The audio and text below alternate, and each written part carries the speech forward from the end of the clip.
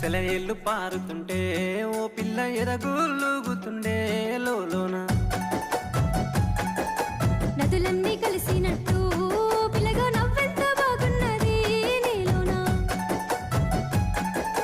గాజుల సప్పులు గలుగల్లు మోగంగా గజ్జెల పట్టీలు గంతేసి ఆడంగా వరిగడ్డి మోపు ఎత్తి ఓ పిల్ల వయ్యారి నడుము పవే